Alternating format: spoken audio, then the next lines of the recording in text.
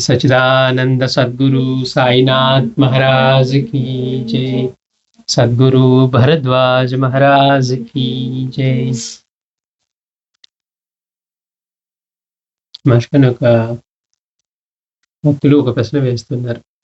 Master, బాబాకి అసలు భిక్ష తెచ్చుకొని తినవలసిన పని ఏముంది? బాబాకు అసలు భిక్ష తెచ్చుకొని తినవలసిన పని ఏముంది? ఆయన దేవుడు కాదా? రెండో ప్రశ్న, సాయిబాబా మసీదులో ఉంటారు కదా, మహమ్మదీయులు బాబాని పూజించరు ఎందుకని? ఒకటేమో అసలు బాబా అసలు భిక్షకి వెళ్ళి భిక్ష తెచ్చుకొని తినవలసిన పని ఏముంది? ఆయన దేవుడు కదా అంటున్నారు. అంతేకాకుండా బాబా మసీదులోనే ఉంటారు కదా, మరి మహమ్మదీయులు ఎక్కువగా ఎందుకు ఆయన్ని పూజించరు అని అడిగితే మాస్టర్ గారు చెప్తున్నారు, శ్రీ సాయి హిందూ ముస్లిం సాంప్రదాయాలను మేళవించి పాటించే సూఫీ సాంప్రదాయంలోని ఫకీర్. బాబా అటు హిందూ ధర్మము, ఇటు తర్వాత ముస్లిం సాంప్రదాయం రెండింటిని మేళవించి సాధన చేసేటువంటి సూఫీ సాంప్రదాయానికి చెందినవాడు. ఆ సాంప్రదాయంలోని ఫకీరు. మహారాష్ట్ర దేశంలో గోసాయిలను సాయి అని పిలిచేవారు. దానికే బాబా పలికారు. ఆయన బాబాని ఎందుకు ఆయన యా సాయి అని అన్నారంటే, మహారాష్ట్రలో ఈ గోసాయిలను సాయి అని పిలిచేవారట. అందుకని దానికి బాబా పలికారు. సాయి నైష్ఠిక బ్రహ్మచారి, ఫకీరు. ఆ ధర్మాన్ని అనుసరించి ఆయన భిక్ష చేశారు. బాబా ఎందుకు భిక్ష చేశారు అంటే, ఆయన నైష్ఠిక బ్రహ్మచారి, పైగా ఫకీరు. ఆ ధర్మాన్ని అనుసరించి ఆయన భిక్ష చేశారు.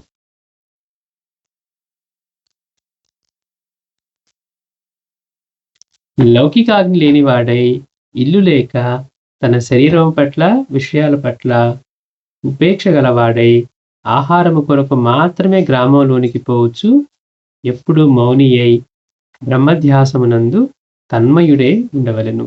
అంటే మనకి ఎట్లా చెప్తుందంటే, లౌకికాగ్ని లేనివాడై, లౌకికంగా ఇటువంటి కోరికలు అలాంటి ఇవి లేనివాడై, ఇల్లు లేక, తన శరీరము పట్ల విషయాల పట్ల ఉపేక్ష గలవాడై, ఆహారము కొరకు మాత్రమే గ్రామంలోనికి పోవచ్చు, ఎప్పుడు మౌని అయి బ్రహ్మధ్యానమునందు తన్మయుడై ఉండవలెను. భిక్షకై మట్టి మూకుడును, నివాసమునకు చెట్లు మూలమును, చింకి పొంతలు దుస్తులుగాను,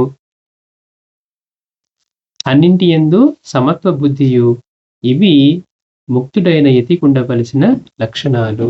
ఒక ముక్తుడైనటువంటి యతికి ఉండే లక్షణాలు ఏంటంటే మనకి చెప్తున్నారు. ఎట్లా ఉండాలట? లౌకిక ఆజ్ఞ లేనివాడై, లౌకికమైన కోరికలు కానీ ఇలాంటివి లేనివాడై, ఆయనకు ఒక ఇల్లు లేక, శరీరం పట్ల కూడా ధ్యాస లేక, విషయాల పట్ల ఉపేక్ష గలవాడై, ఆహారం కొరకు మాత్రమే. ఇప్పుడు మనకి మహాత్ములు భిక్ష చేయడానికను మామూలుగా ఏ పని చేయకుండా సోమరిపోతుల్లాగా ఉండో, లేకపోతే అవకాశం లేక భిక్ష చేసే వాళ్ళకి ఎంతో తేడా ఉంది. ఎందుకని? ఈయనకి ఎట్లాంటివి అసలు శరీరం పట్ల కానీ, లౌకికాగ్ని పట్ల కానీ, అసలు ఇల్లు కానీ, వీళ్ళది కుటుంబం కానీ ఇట్లాంటివి ఏమీ లేకుండా ఆయన ఎలా ఉన్నాడు అంటే, ఎట్లా ఉంటాడు నిజమైన సాధువు ముక్తుడైన వాడంటే? ఇవేమీ లేకుండా కేవలం ఆహారం కొరకు మాత్రమే గ్రామంలోనికి పోవచ్చు, ఎప్పుడు మౌని అయి బ్రహ్మ ధ్యానమునందు తన్మయుడే ఉండవలెను. అవి ఒక ముక్తుడైన వానికి చెప్పే లక్షణాలు అన్నమాట. అవన్నీ భావాలు మనకి పరిపూర్ణంగా కనపడతాయి.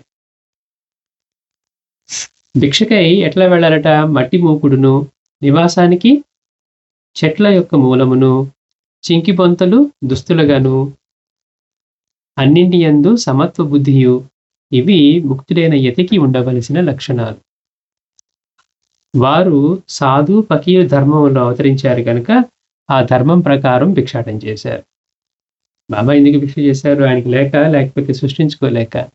ఇంత సృష్టి చేసిన వాడికి ఆయన ఆహారం సంపాదించుకోలేడా? కనుక మాస్టర్ అంటున్నారు, వారు ఫకీర్ ధర్మంలో, సాధు ధర్మంలో అవతరించారు కనుక ఆ ధర్మం ప్రకారం భిక్షాటం చేశారు.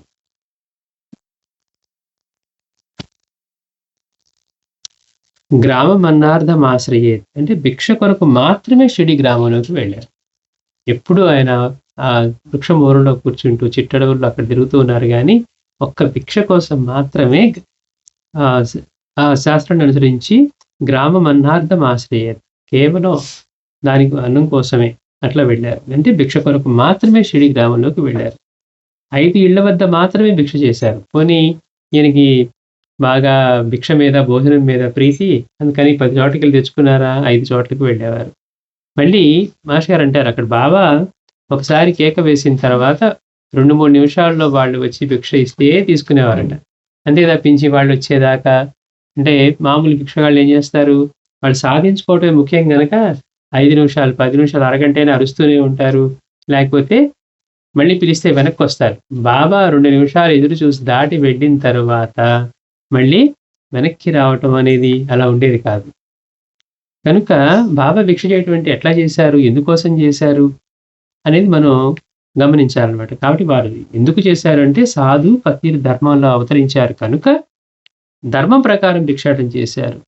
గ్రామం అన్నార్థం ఆశ్రయే, భిక్ష కొరకు మాత్రమే షిరిడి గ్రామంలోకి వెళ్ళారు. 5 ఇళ్ల వద్ద మాత్రమే భిక్ష చేసేవారు. ఒక ఇంటి భిక్షతో తృప్తి పడవచ్చు కదా అన్న ప్రశ్నిస్తే దానికి ప్రతిరోజు యతి పెక్కు ఇండ్ల కడ తెచ్చుకున్న అన్నమునే తినవలని కానీ ఒక్క ఇంటి అన్నము తినరాదు. శాస్త్రం ఏం చెప్తుందంటే యతైన వాడు ఎట్లా ఉండాలట అంటే పెక్కు ఇండ్ల నుంచి అంటే ఒకదానికంటే ఎక్కువ ఇండ్ల నుంచి భిక్ష తెచ్చుకొని తినాలి కానీ ఒక్క ఇంటి నుంచి మాత్రమే తీసుకొని తినకూడదట. అందుకని దాన్ని అనుసరించే బాబా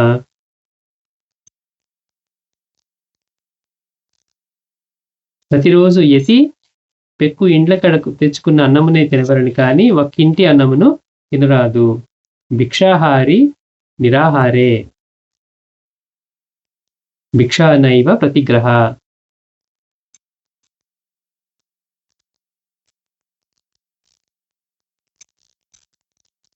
అంటే భిక్షాహారాన్ని భుజించేవాడు నిరాహారి.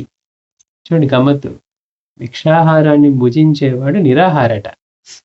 మనం భిక్ష అంటే ఏమనుకుంటున్నాం, 4 కూరలు వస్తే 4 ఇవ్వట్లే కాదు. ఆయన భిక్ష ఎందుకు చేస్తున్నారు, ఆయన ధర్మాన్ని అనుసరించి చేస్తున్నారు, పైగా భక్తుల్ని అనుగ్రహించడానికి చేస్తూ ఉన్నారు. ఇంకా మాస్టర్ అంటారు, శరీరం తీసుకొని వచ్చిన తర్వాత ఈ పంచభౌతికమైన శరీరాన్ని ఈ పంచభూతాల నుంచే పోషణ తెచ్చుకోవాలి కనుక అందుకే 5 ఇంట్ల నుంచే బాబా భిక్ష చేశారు. అంటే ఎవరైనా కానీ దాని నుంచే ఆ భిక్ష తెచ్చుకోవాలని. అందుకని ఎప్పుడు కూడా ఎతైన వాడు ఒక ఇంటి నుంచే భిక్ష తీసుకొని తినకూడదట. ఎక్కువ ఇంట్లోకి వెళ్ళి భిక్ష తెచ్చుకొని తీసుకోవాలట. అంతేకాకుండా అట్లా తెచ్చుకొని తినేవాడు అంటే భిక్షాహారి నిరాహారే భిక్షానైవ ప్రతిగ్రహ. అనంతో వాసినంతో వా సోమపానంది వేదినే. అంటే భిక్షాహారం భుజించేవాడు నిరాహారి, భిక్షను అడగటం వల్ల ప్రతిగ్రహ దోషం అంటదు.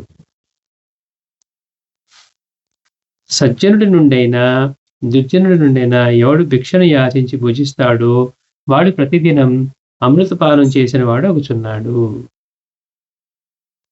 అయితే భిక్షకి ఎట్లా చేయాలి దానికి చెప్తున్నారు కదా, ఎవరు చేస్తారు ఎట్లా చేస్తారు. భిక్ష చేసేవాడికి మళ్ళీ దీన్ని తీసుకెళ్ళి దాచిపెట్టుకుందాం.